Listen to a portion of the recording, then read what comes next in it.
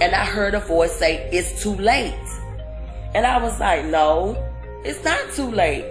I'm finna get in this line. And I heard another voice say, it's the end. And I'm like, the end?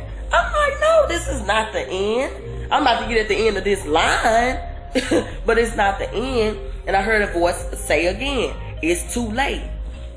It wasn't no regular voice. It wasn't in no regular tone. It was like, it's too late. I was like, man, it's too late. It's too late.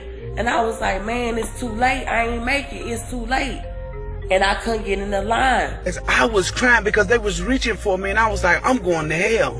That's how I felt. I felt as if I was going to hell.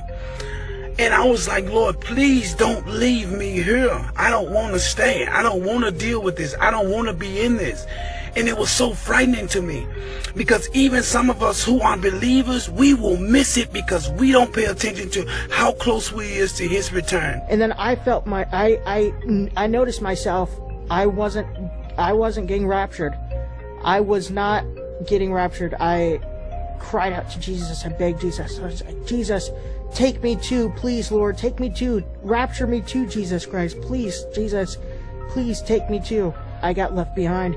And I got on my knees and I started crying with tears in the dream. I was like, why, Jesus, why did you leave me behind too?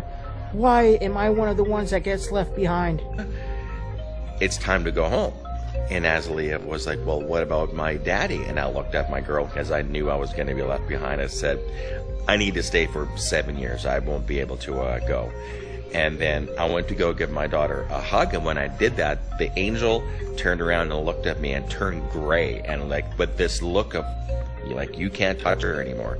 And it just scared me just more than I have been scared in my entire life. I was terrified. And I'm a Christian. I'm passionate for the Lord Jesus, and I was left behind.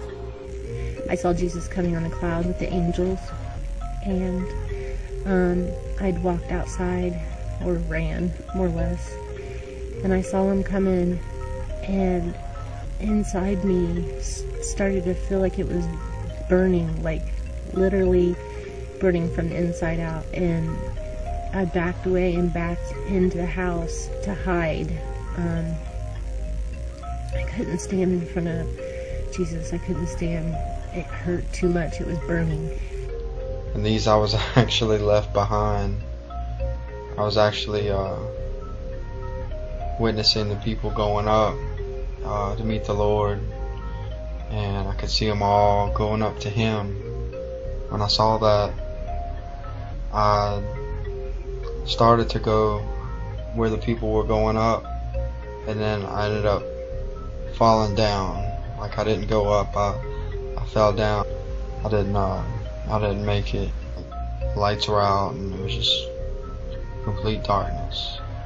And we were just both like, well, why didn't we get it? You know, why didn't we go?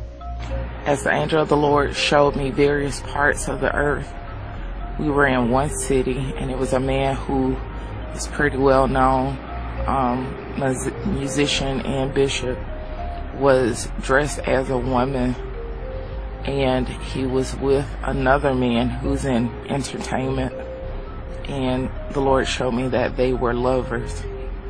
And when I referred to the man as a bishop, he began to frown, because it was clear he had been left behind, because in fact he was a homosexual. It became this awkward silence. When I looked back, Jesus was gone, my daughter was gone, and I was still right there. I was questioning myself. I said, Jesus left me. He left me. That's how I felt. I felt so alone. I identified as the Lord or angel that was in my room.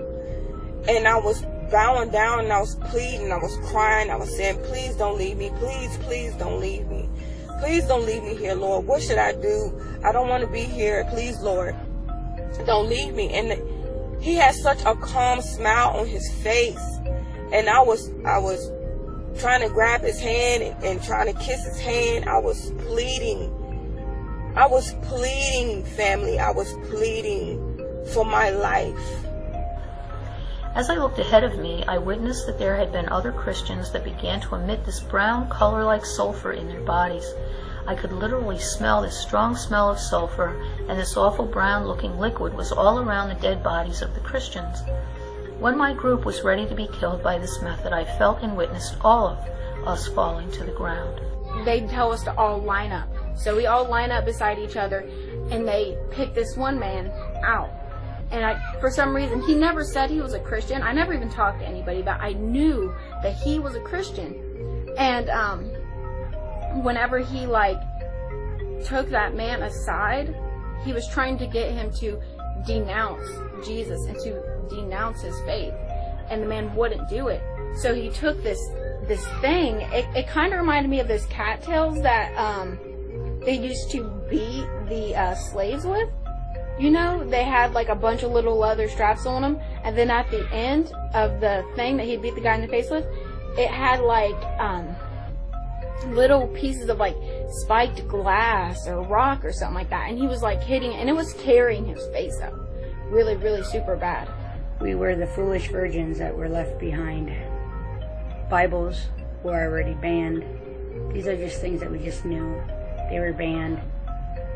They didn't want to hear anything about Jesus Christ. Then, all of a sudden, one of these elders who sat with him stood up and made an announcement that changed the looks on people's faces. You need to see the magnitude of fear that people had on their faces. Their jaws dropped down in less than a second. And what was the announcement? He said, these were the words that came out of his mouth. He was introducing Pope. He says, he said like, okay, this is the man in charge. These were his words. This is the man in charge, referring to Pope. And then he went on again to say, he is the Antichrist.